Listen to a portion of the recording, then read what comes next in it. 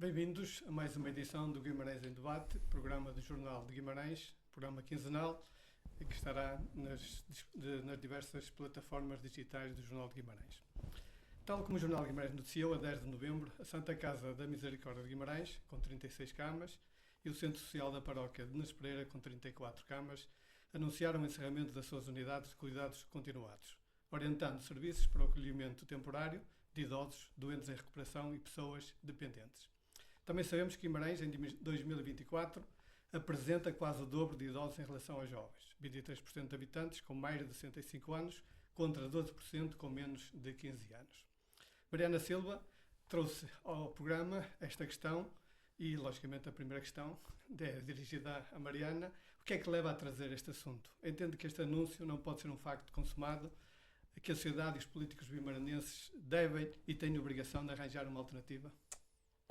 Primeiro cumprimentar todos e eu escolhi este tema porque me parece que é um tema primordial até pela caracterização que o Alfredo fez da nossa população. Mas esta área social e de apoio social a quem necessita destes cuidados continuados é importante e deveria estar a ser aumentado e não reduzido. Sabemos que esta responsabilidade é uma responsabilidade atualmente das IPSS, mas deveria ser totalmente da responsabilidade do Estado. E porque nós precisamos de cuidados de saúde, principalmente quem está doente e quem tem algumas dificuldades, incluindo os idosos que precisam destes cuidados frequentes e que muitas vezes têm esta atenção e este cuidado nestes serviços, e por isso é preocupante quando as pessoas ouvem dizer que vão ser encerradas estes dois serviços no nosso concelho. Eles já não são muitos e quando aqueles que temos são encerrados porque não conseguem manter financeiramente estes serviços, é preocupante. Eu estive atenta também à reunião de Câmara e a resposta do Sr. Presidente de Câmara foi uma resposta um pouco evasiva, porque, como sabemos, o seu vice-presidente é o provedor da Santa Casa e quando o Sr. Presidente de Câmara assume não ter informação necessária para responder à vereadora do PS, Gabriela Nunes, esta questão, parece-me a mim preocupante que não tenha acesso à informação necessária para responder a esta questão tão primordial e que preocupa a população vimaranense. Porque a partir do momento em que saem estas notícias, as pessoas questionam e ficam preocupadas. Sobretudo por aquilo que nós sabemos que é, tendo familiares nos cuidados continuados, precisamos de percorrer quilómetros para a assistência aos nossos familiares porque não temos estes serviços no nosso concelho. E isso é uma questão que traz preocupação para a população. Para além disso, o Sr. Presidente também disse uma coisa que me deixou preocupada, que foi que a maior parte dos utentes, das pessoas que estão a receber estes cuidados nestes serviços, não são vimaranenses. Ora, não é isso que nos limita na necessidade de ter estes serviços, porque nós temos o Hospital de Guimarães que serve 5 concelhos, não é? E por isso não é porque serve outros concelhos e não serve só os vimaranenses que vamos dispensar o hospital, não é? Por isso há aqui um conjunto de preocupações que devem ser questionáveis e que precisamos de perceber até que ponto é que estas IPSS conseguem ou não suportar o custo deste serviço social e de apoio de saúde sem o apoio devido do Estado, e porque é que esse apoio não está a ser dado, também é uma das questões que deveria estar em cima da mesa, e que nós tendo um executivo PSD-CDS e um governo PSD-CDS, é lamentável que o Sr. Presidente não tivesse uma resposta muito mais coesa e muito mais concreta sobre qual será a solução para Guimarães. Se realmente se vai fazer este encerramento e que medidas é que poderiam ser acrescentadas ou poderiam ser propostas para que estes serviços não fossem encerrados, quer da Santa Casa, quer em Nes Pereira. porque daquilo que podemos ler na comunicação social, a Santa Casa admite que não tem verbas para suportar este serviço. Nunes Pereira não é tão claro nisso, diz que vai substituir este serviço por outros serviços sociais e vai manter na mesma o seu apoio social. Mas sabemos que, para além dos cuidados que são prestados nestas unidades de cuidados continuados de saúde, estes também deveriam ser uns espaços que ajudassem os cuidadores informais.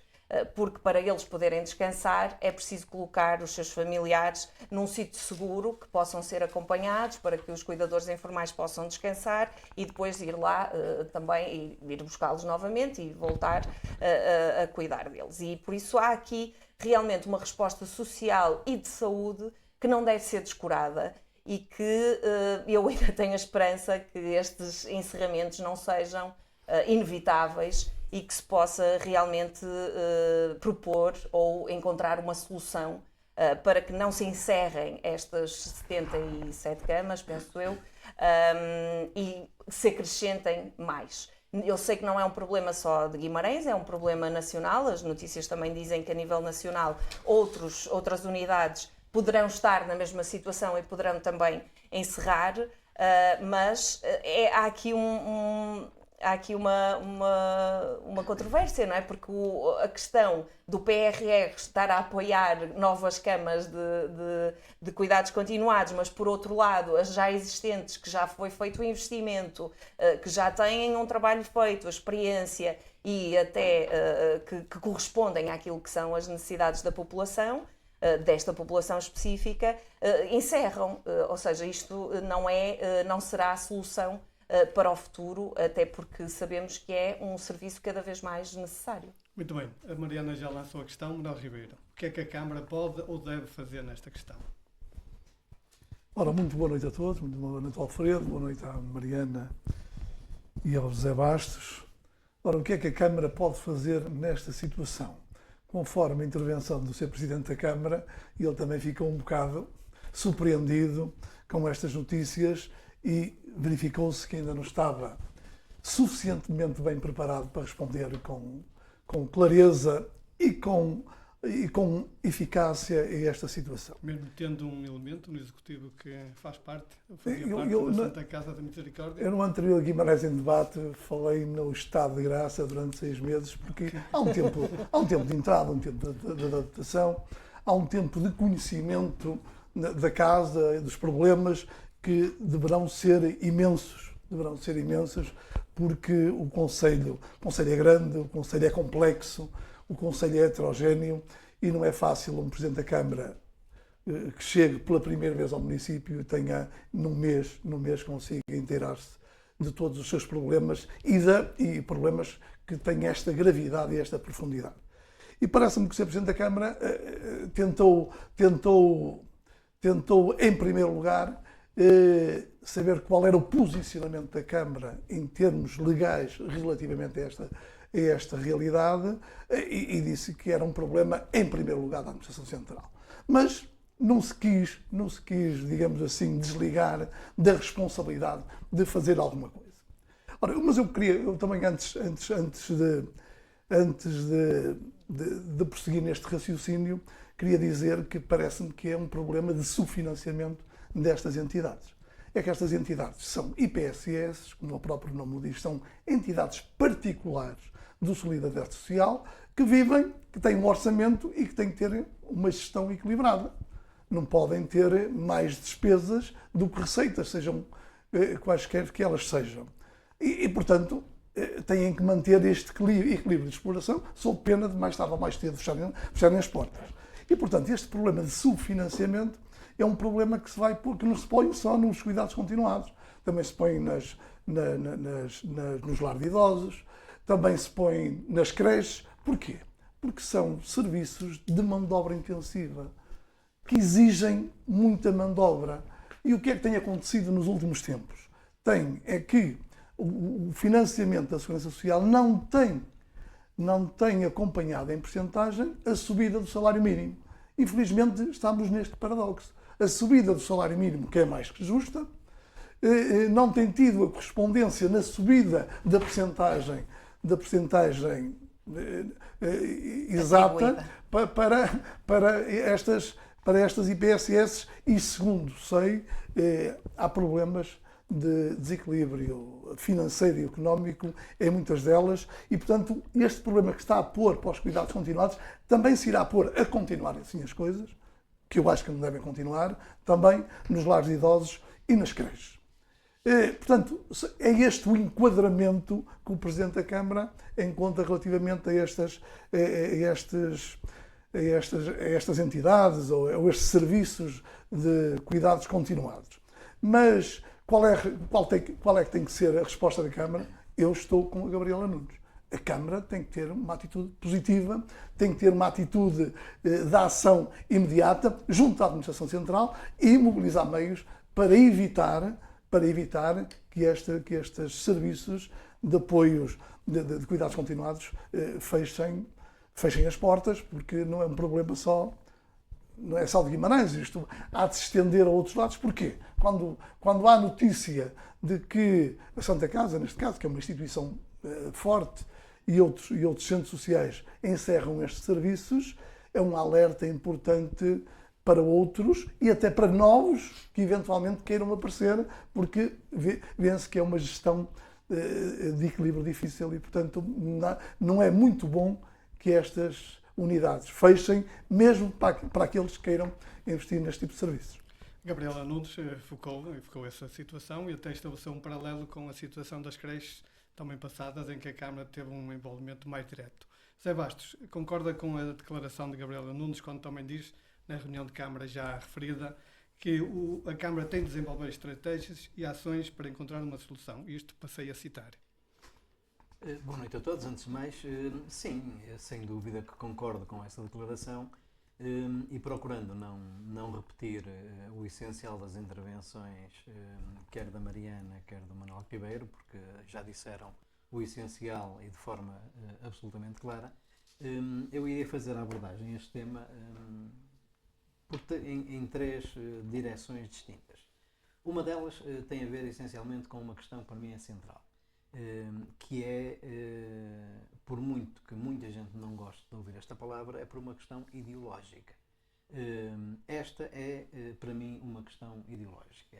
Esta é, para mim, uma altura em que todos concordam com a essencialidade deste serviço, com a importância deste serviço, e eu diria que é nestas alturas que se percebe a importância do Estado Social e da existência de um Estado Social forte, afirmativo e capaz de responder àquelas que são as necessidades básicas e prementes das várias faixas etárias.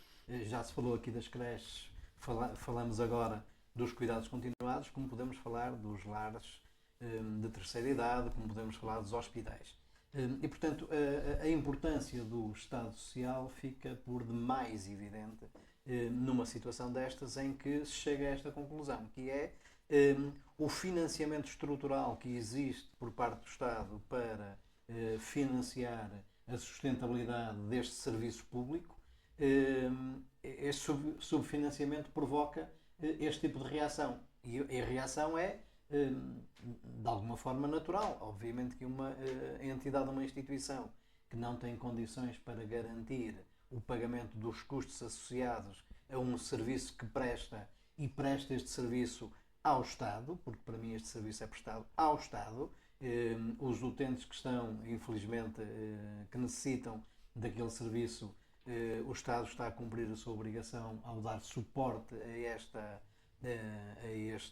esta necessidade e, portanto, uma instituição, quando não tem capacidade financeira para aguentar o impacto dos aumentos sucessivos nas várias dimensões, sejam eles dos salários, sejam dos custos de energia, seja dos custos dos produtos que são necessários, enfim, de toda a lógica e toda a cadeia de funcionamento no espaço, aqui percebe-se que há um subfinanciamento e que o Estado Social é importante. E esta era a primeira dimensão. Destacar a circunstância de que se demonstra, mais uma vez, aqui a importância do Estado e a importância do Estado Social. Isto para aqueles que, com alguma facilidade, defendem de forma recorrente menos Estado, de preferência nenhum Estado, mas quando os problemas surgem, então aí sim o Estado tem que acudir, e bem, do meu ponto de vista. Uma outra dimensão tem a ver com qual é que deve ser o papel da Câmara Municipal perante esta realidade. E sim, o papel aqui é a Câmara Municipal tem que ter uma atitude proativa de fazer pressão sobre o Estado Central, que é quem tem esta responsabilidade, e fazê-lo de forma absolutamente afirmativa na defesa dos interesses dos seus municípios. Isto independentemente de o governo da nação ser da cor A, da cor B, do partido A ou do partido B. Nós temos de, uma vez por todas, assumir, sem qualquer pruridos, que devemos defender os interesses do nosso município, dos nossos concidadãos, procurando o melhor para eles, independentemente de quem está no governo. O PS, no passado, tem fartos exemplos de assim ter agido, quando o governo central era do Partido Socialista e quando não agia em conformidade com aquilo que era a defesa dos interesses de Guimarães, estivemos sempre na primeira linha a apontar o dedo, a fazer pressão e a exigir que o Estado Central cumprisse aquela que era a sua obrigação.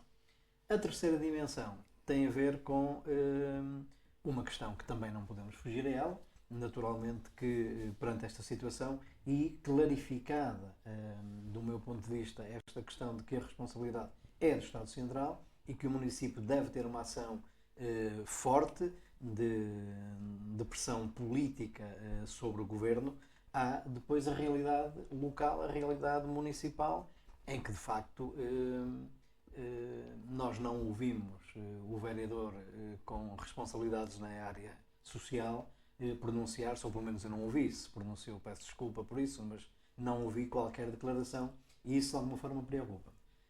E preocupa-me porque nós sabemos que o vereador em funções tem um conhecimento profundo da matéria, por força das responsabilidades que exerce enquanto provedor da Santa Casa da Misericórdia e, portanto, poderá estar ainda por cima muito habilitado a poder dar esclarecimentos com clareza e contribuir para que a informação seja rigorosa, seja exata e possa ser ainda melhor compreendida por parte dos maranhenses que naturalmente reclamam de forma legítima quando veem um seu familiar ser deslocado para Aveiro ou para outra localidade qualquer com as dificuldades que daí advêm. E, portanto, é necessário nestas alturas alguma tranquilidade e eu julgo que o vereador com responsabilidade da ação social, com o conhecimento de causa que tem, poderia prestar declarações, assumir responsabilidades enquanto vereador para clarificar a situação e para procurar também dizer o que pensa o município, fazer a curto prazo, sendo certo que sabemos que a responsabilidade direta não é do município, mas para o bem e para o mal, o município e os seus responsáveis políticos, direto ou indiretamente, tendo ou não tendo a responsabilidade, têm sempre, pelo menos, a responsabilidade de zelar pelos interesses dos vimaranenses e de procurar encontrar soluções, ainda que junto de entidades terceiras. Muito bem, Mariana, para finalizar Não, este tema... só para finalizar, parece-me claro que temos que dar tempo para arrumar a casa, conhecer a casa e saber como tudo funciona, é verdade. Mas é preciso 6 meses de estado mas de graça. eu 6 meses acho um bocadinho exagerado, mas é preciso realmente conhecer como é que tudo funciona e como é que tudo está interligado. Mas eu quando falava, ia ao encontro daquilo que o José Bastos acabou de dizer, que é, há a informação mais próxima, não é? Nós não podemos, não é aceitável que o Sr. Presidente diga que não tem informação, que vai recolher mais informação e que na próxima reunião vai dar respostas. Porque a informação das necessidades que existem hoje no nosso Conselho devem estar bem identificadas pelo Sr. Vice-Presidente, que conhece bem a situação em que se encontra e o porquê de tomar esta decisão, que também não deve ser fácil, não é? Mas quando nós falamos aqui na questão da importância do Estado Social, e na importância destes serviços destas IPSS, destas empresas particulares, darem este apoio que deveria ser da responsabilidade do Estado Central, estamos a dizer que esta responsabilidade tem sido adiada durante anos, quer na construção de lares, quer na construção de lares públicos, quer na construção de creches públicas, quer na construção destas unidades de cuidados continuados, também eles públicos. E por isso há aqui esta falha por parte do Estado Central e muitas vezes por opções políticas, porque as propostas foram feitas e foram negadas, não é? Foram votadas contra, e quando se fala que algumas creches podem também estar em questão, alguns lares podem também estar em questão por falta ou por subfinanciamento destas estruturas, aquilo que nós estamos a dizer é que o Estado está a falhar duas vezes à população, porque não constrói as suas estruturas que deveriam ser públicas para dar estas respostas tão essenciais, tanto aos idosos como às crianças, que depois dá esta resposta a todos os adultos, digamos assim, ou os adultos ativos que cuidam das crianças e dos idosos, e traz uma incerteza e uma insegurança para a população que não faz sentido, não é? Por isso precisamos de olhar para esta questão do subfinanciamento e se calhar acrescentar para poder fazer face às despesas, mas precisamos sobretudo que estas respostas sejam públicas e que não hajam terceiros, ou que o Estado não dependa, ou que a população não dependa de terceiros para concretizar esta responsabilidade e para dar este apoio à população. Muito bem. 7 de novembro, Maria José Fernandes apresentou a 21ª edição do Anuário Financeiro dos Municípios Portugueses, um estudo coordenado por si e desenvolvido pelo Centro de Investigação em Contabilidade e Fiscalidade do IPCA. Num documento extenso, 480 páginas, é apresentada uma análise dos resultados dos 308 municípios portugueses e onde se compara a evolução na última década a nível, por exemplo, do IMI, do IUC, das receitas, das despesas e mesmo do passivo, bem como um posicionamento dos municípios com a melhor eficiência financeira. Neste último dado, Guimarães está na 12ª posição a nível nacional. José Bastos, o relatório apresenta um legado muito positivo da gestão socialista e, naturalmente, de Domingos Bragança. Podemos dizer que Guimarães é um concelho de contas certas? Sim, não há nenhuma dúvida sobre isso. Isso não resulta deste anuário, na verdade. Este anuário vem confirmar aquilo que tem acontecido de forma sucessiva ao longo dos últimos anos. É reconhecido por todos ou por quase todos, e quando não é reconhecido por alguns, é por razões que todos conhecemos também. Guimarães tem um registro de contas certas e de uma eficiência financeira em termos gestionários à prova de bala. Temos exemplos vários disso, temos de facto este ano, neste anuário, a confirmação disso mesmo, em que os resultados económicos líquidos Guimarães aparece em 12º lugar, na amortização de empréstimos Guimarães aparece muito bem colocado, e na verdade em praticamente todos os critérios Guimarães aparece referenciado entre os melhores, porque tem essa capacidade de gestão e tem tido essa enorme capacidade de gerir bem os destinos do município, também sob o ponto de vista financeiro. Para quem nos ouve e quem está habituado a acompanhar a discussão política em Guimarães, pode ficar surpreendido com algumas das coisas que eu disse. Porque, de facto, ao longo dos anos nós fomos habituando a ouvir, por parte da oposição da altura, e agora poder, que Guimarães era um território fértil. Recordo-me de expressões utilizadas como saque fiscal. Era algo utilizado de forma recorrente na Assembleia Municipal, acusando o Partido Socialista de praticar as mais altas taxas de impostos do quadrilátero, que era sempre a referência, quando na verdade sabemos todos que nunca foi assim. Hoje não é assim, mas que todos procuravam passar esta mensagem, porque a mensagem passa bem e estas expressões fortes, como a de saque fiscal, passa muito bem. E portanto agora aquilo que esperamos, que no futuro próximo, é que venha a acontecer um choque fiscal, possa, de alguma forma, amenizar o saco fiscal. Mas, a propósito disso, é bom dizer que, por exemplo, relativamente ao IMI, que foi um dos dados que o Alfredo referiu, é bom dizer que Guimarães é o município que tem a taxa mais baixa de IMI do quadrilátero. É bom dizer também que Guimarães é o município, ou é um dos municípios, que mais baixou o IMI e, consequentemente, a receita cobrada aos municípios nos últimos anos, estando hoje situada nos 0,32% de taxa. É bom referir isto porque se Guimarães tem saco fiscal, ou tinha saco fiscal, e ainda tem, porque ainda continua com o mesmo nível de impostos, de cobrança de impostos, então o que dizer dos municípios à nossa volta. E era bom também, e termino com isto, fazer um exercício que eu também já fiz na Assembleia Municipal, e que quando se fala de impostos e de taxas e de redução de taxas, redução de impostos, termos noção daquilo que podemos estar a falar.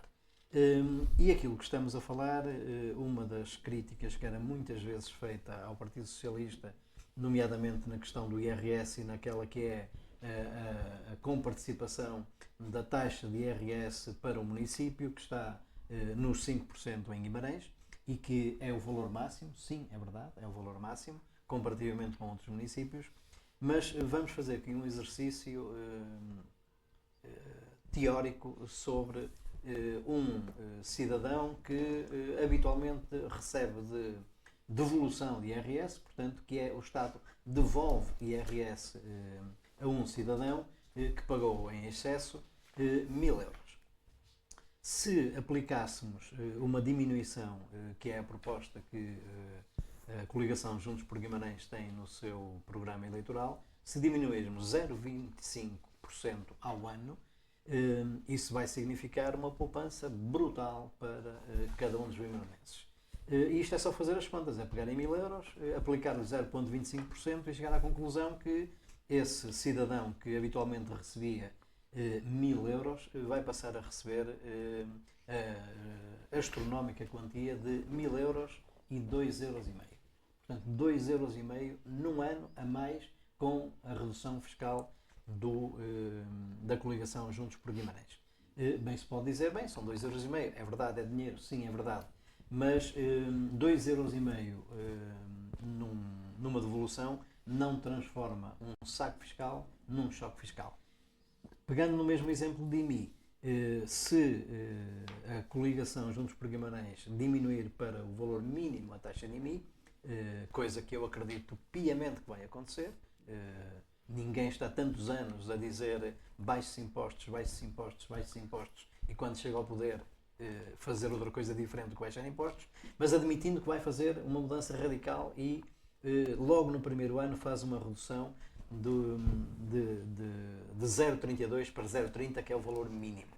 Portanto, baixa 0,02%, que é mais uma quantia astronómica. E pegando no mesmo exemplo, alguém que tem um imóvel com um valor tributário de 100.000 euros, paga hoje por ano 320 euros, e imaginem quanto é que vai pagar no futuro, ou quanto é que pagaria se isto acontecesse, coisa que eu acredito que não vai acontecer.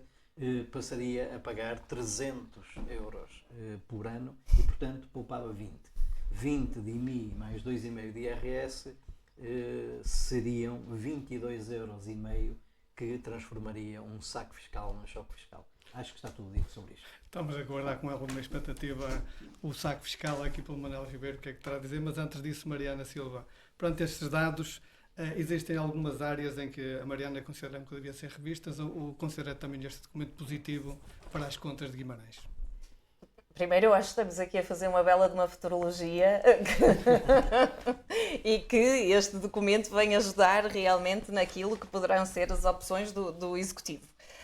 Mas o saco fiscal não foi da autoria da oposição à qual eu pertenço, porque sempre dissemos que as contas do município estavam equilibradas, os gastos ou as opções políticas é que eram distintas daquelas que nós defendíamos, não é? Porque os impostos são receitas do município, são receitas essenciais para que o município possa fazer face às despesas, não é? E como sabemos, é uma grande máquina, tanto em termos de trabalhadores como de responsabilidades de obras e de algumas despesas que têm que ser feitas, têm que ser pagas, e por isso estas receitas são essenciais para que o município consiga fazer face a estas despesas. E é essencial que se olhe para as contas desta forma tão esclarecedora como o José Bastos nos fez, não é? Porque foi sempre uma discussão muito acesa nas assembleias municipais, todos bem conhecemos e sabemos, como é essencial que este documento venha colocar o nosso município num lugar tão de destaque em termos de contas certas.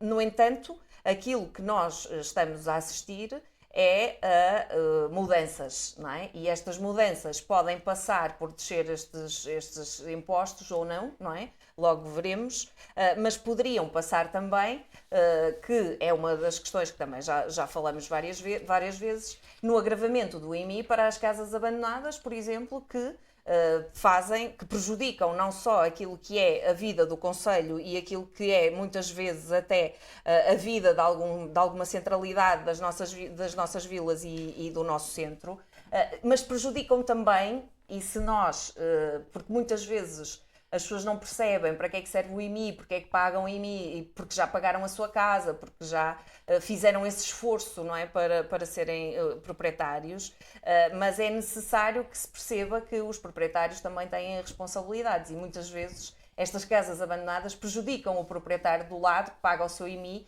e que vê a sua casa deteriorada porque ao lado tem uma casa abandonada que nada é feito e que não há um esforço para que seja remodelada e para que seja posta também no mercado ou que seja de alguma forma que tenha uma presença ativa naquilo que deveria ser a vida das cidades. E por isso perceber também se este novo executivo vai ser tão audaz e vai conseguir também trazer aqui novas medidas para que, e esta do agravamento do IMI para estas situações seria uma medida que se poderia aplicar para se perceber se conseguia resolver este problema ou não.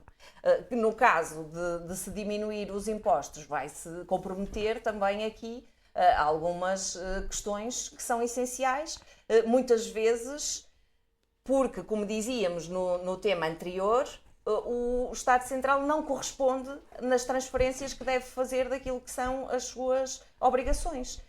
No caso da saúde, o caso mais flagrante é o da educação, que é o tal chamado cheque que não vem e que não corresponde àquilo que é a despesa do município e que precisa realmente que o Estado pague atempadamente e que consiga, de alguma forma, não desfalcar as contas do município. E por isso eu acho que estamos todos muito curiosos para ver o próximo orçamento e para perceber se, afinal, este estudo vai ter alguma influência ou não naquilo que serão as decisões deste novo Executivo.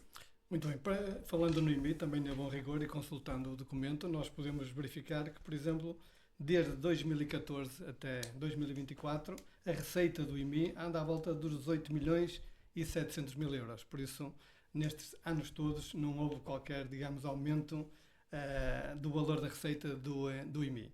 E também, já agora, também posso acrescentar que, não só é o José Bastos que fez contas, também podemos dizer que se o Guimarães aplicasse a taxa máxima de 0,45, a receita passaria para cerca de 26 milhões de euros, ou seja, mais 7,5 milhões de euros de receita. Esse estudo também está refletido nesse documento.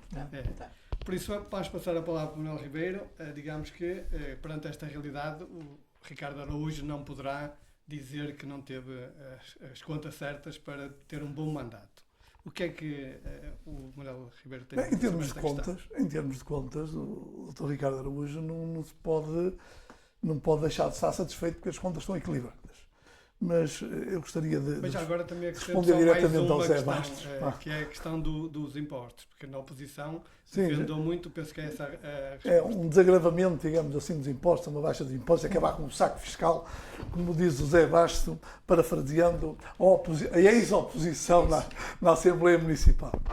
Ora, eu acho que este problema está bem cravado na garganta do Zé Bastos, ele tinha que o trazer e fez muito bem, Zé Bastos, fizeste muito bem. Só repeti, como fiz noutras alturas na Assembleia Municipal. Fizeste muito bem. Não acrescentei nada novo. Porque isto é um tema que nos deve merecer atenção e até alguma dialética, alguma diferença de opiniões e de perspectivas.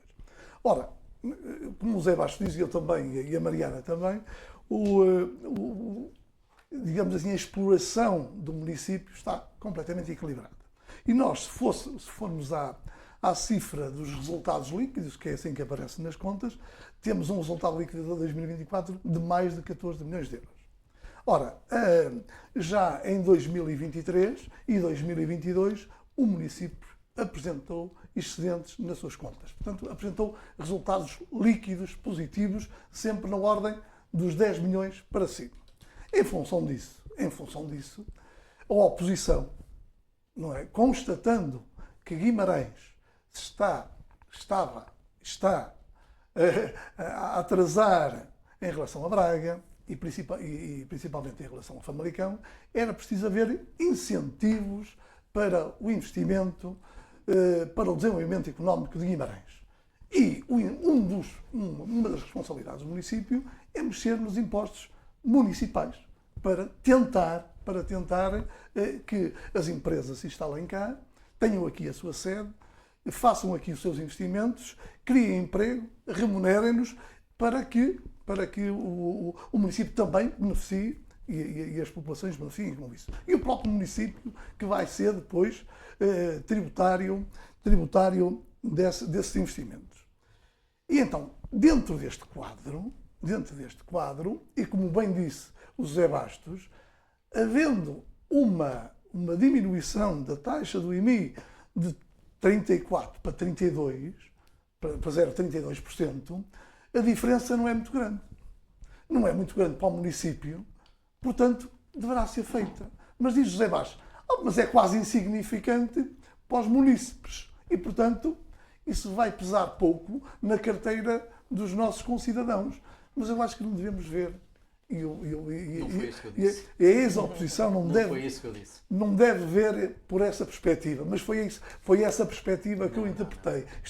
Não vale a pena, a partir do exemplo que deu da devolução do IRS dos 5% que pode devolver aos seus munícipes. E, portanto, alguma devolução ou alguma falta de cobrança que não se faça e que fique no bolso dos munícipes é positivo.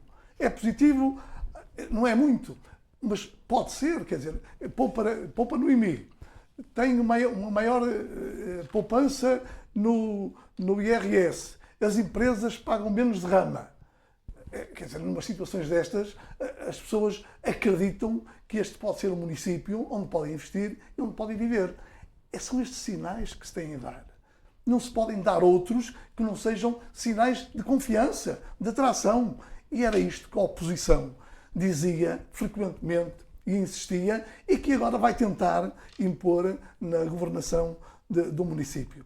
Se estas medidas por si só resultam em mais investimento, em mais desenvolvimento, em mais qualidade de vida, em mais rendimento, só o tempo o deverá dizer. Mas eu tenho a certeza, e nós temos a certeza, que ajuda nesse desiderato. Muito bem. Sr. Bastos, penso que há alguma coisa para esclarecer. Sim, claro. Não, eu já esclareci de alguma forma que não foi isso que eu disse. Eu não disse que aquele valor que fica nos bolsos dos contribuintes são irrelevantes. Não foi nada disso que eu disse. Eu tentei foi demonstrar e acho Mas foi isso que eu entendi. Não. O Manuel Ribeiro entendeu, eu percebo, entendeu aquilo que quis entender para fugir à questão essencial. E, portanto, foi uma forma de fugir à questão essencial, que é a questão do saco fiscal. Mas tudo bem, essa questão não é a mais relevante. Aquilo que é relevante é que, daquilo que o Manuel Ribeiro disse agora, há uma confirmação que ficou feita, que é os impostos vão baixar. Isso parece-me claro, desta defesa intransigente assim da coerência. Assim sim, e esperamos todos, não tem problema nenhum relativamente a isso. Agora, aquilo que é importante e que eu gostaria de contrapor é que nós temos que distinguir aquilo que é o discurso, aquilo que é a retórica da realidade. Em termos retóricos, o discurso que anteriormente a coligação Juntos por Guimarães tinha, vendia bem. Protestar pelos impostos, pelo exagero dos impostos, é uma coisa que vende bem. Depois, quando se vai à essência da questão, percebe-se que não passa de discurso, não passa de retórica.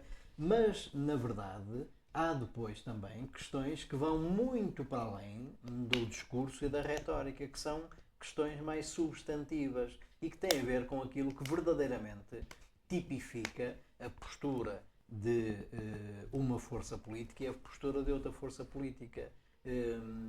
Todos nos lembramos da, perdoem-me esta expressão que vou utilizar aqui, da tentativa de chacota que era feita quando o Partido Socialista defendia algumas posições. Eu trago cá, porque não me envergonho disso, confesso que até me diverti na altura, o dumping social.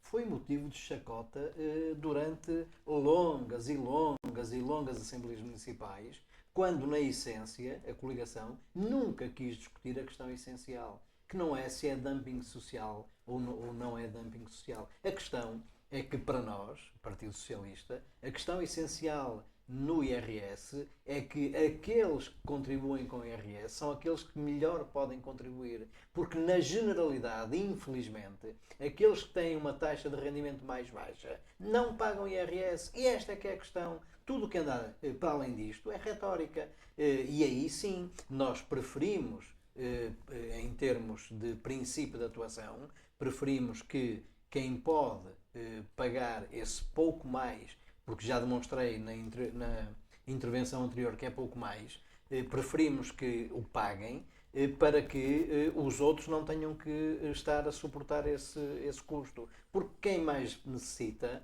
e infelizmente, não paga IRS. Eu tenho a certeza absoluta que aqueles que não pagam IRS gostariam de pagar 5% de IRS para contribuir para os impostos municipais, porque isso significaria que tinham um rendimento efetivo mais alto, mais elevado, e que lhe permitiria ter uma condição de vida melhor para si e para a sua família, independentemente de ter contribuído com os 5% da parte de IRS. Concluindo, só para dizer isto, que é, eu não acredito que, e isto inclui-se na retórica, eu não acredito que nenhum cidadão deste país ou deste mundo vá fazer contas de se vai viver em Guimarães, em Braga, em Famalicão, em Barcelos, pela circunstância de poder poupar, no geral, 100, 200 euros por ano, e por aí vai, porque o IMI é mais baixo em Guimarães e a derrama é mais baixa noutro sítio qualquer. Não acredito, isto é retórica pura.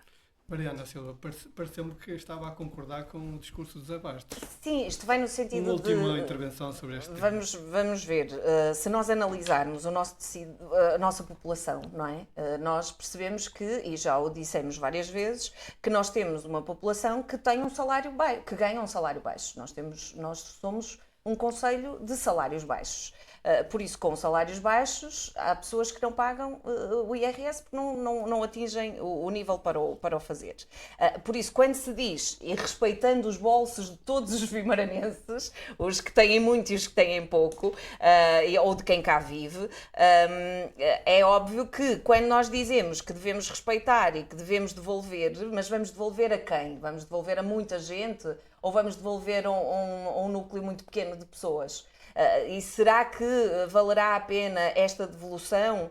Estas são as questões que estão em cima da mesa. E depois, relativamente ao desenvolvimento económico de Guimarães, não me parece que, porque aqui só beneficiam as grandes empresas, não é? Porque as pequenas e médias empresas, as micro, pequenas e médias empresas, geralmente não atingem os lucros para pagar a derrama, não é? E por isso não estamos a falar deste tecido tão vasto que são estas empresas, e as grandes empresas, para vir para Guimarães, parece-me que precisam de outros benefícios, que não têm propriamente a ver com a derrama. poderá ter e poderá influenciar, mas o conjunto de questões que são essenciais, como a questão das vias em condições, o acesso à autoestrada, ou a forma como conseguem ou não as licenças para se colocarem no nosso concelho, a rapidez com que fazem todos estes processos, são muito mais, têm um peso muito maior na decisão de quem quer vir para Guimarães desenvolver e trazer para aqui, ou desenvolver a economia de Guimarães, do que propriamente o imposto, não é? Acho eu. Por isso, parece-me que há aqui realmente este equilíbrio necessário que é preciso fazer. E eu não estou tão crente que as propostas do programa do PSD-CDS estejam todas já em prática no primeiro ano, não é? Ou no primeiro orçamento. Por isso vamos ver, vamos aguardar, mas não sei se esta preocupação que o Manel nos trouxe aqui de olhar para a devolução de alguns dos nossos cidadãos será assim tão premente num concelho em que as pessoas não conseguem ser proprietárias de uma habitação, muito menos ter uma habitação. Isso sim é que é essencial, é que estas contas certas sejam capazes de responder às necessidades e aos direitos que as pessoas têm, por exemplo, a um teto. Para terminar, Manuel Ribeiro, num minuto, uma conclusão. Não, o que as contas nos dizem deste anuário é que o município está em condições de devolver aos seus cidadãos e às suas empresas 2, 3 milhões de euros, sem pôr em causa o seu equilíbrio financeiro. E também para dizer que a Mariana e o José Bastos, afinal, os 5% que os municípios podem utilizar para devolver aos seus cidadãos e mesmo poderem mexer na derrama relativamente às empresas, isto está na lei, mas não devia estar, porque só se aplica às tantas a concelhos como Cascais, Oeiras, ou Lisboa, porque Guimarães é um concelho de gente pobre que isto não tem qualquer aplicação. Eu não queria alinhar nesse timbre, porque realmente temos que olhar para Guimarães. A interpretação está dura, hoje está difícil a comunicação, não? Temos que olhar para Guimarães como um concelho. Isto hoje a comunicação está difícil. Situar ao nível dos melhores, Mariana. E não ao nível dos piores. E é usar esse dinheiro para que as pessoas tenham melhores condições de vida, que não têm em Guimarães. Só se estiver no bolso das pessoas e nas empresas. Pois, isso é reduzido. É aquela velha máxima que diz que se alguém não quer compreender, não conseguimos explicar. Mas o que eu entendi é que esta regra não tem utilidade nenhuma para Guimarães. Foi o que tu disseste em conclusão. Muito bem. Para finalizar o debate de hoje, uma última recomendação ou sugestão a lançar para os cidadãos daqui de Guimarães. Mariana Silva, o que é que nos traz? Então, no dia 25 de novembro, o Dia Internacional para a Eliminação da Violência contra as Mulheres, que é uma data muito importante, principalmente em 2025, onde é tão premente as dificuldades e até continuamos a assistir a mortes de mulheres por violência e há outras questões de violência contra as mulheres. O MDM vai fazer uma conversa e uma reflexão na livraria Rimas e Tabuadas, no Largo Condessa do Juncal, às 18 horas, em que utilizaremos as novas cartas portuguesas, porque estamos numa livraria, não é? Alguns excertos para depois também refletirmos sobre estas questões tão importantes e por isso convidamos todos os vimaranenses, quem queira também contribuir com as suas reflexões sobre este assunto, a estar connosco nesta grande conversa. Fica lançado o convite. Manuel Ribeiro. O que realmente aconteceu há 900 anos. A gestualidade feudal nos 900 anos da investidura de Dom Afonso Henriques. Este colóquio internacional vai decorrer na Sociedade Martins Sarmento no dia 14, amanhã, posso dizê-lo, e no sábado, dia 15.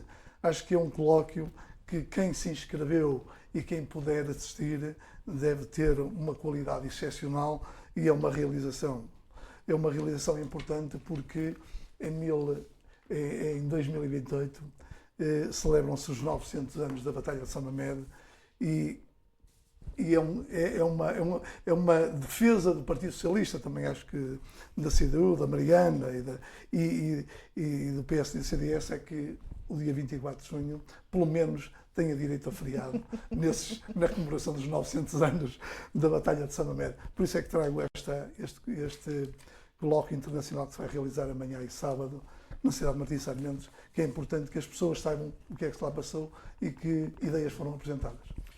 José Bastos, para terminar.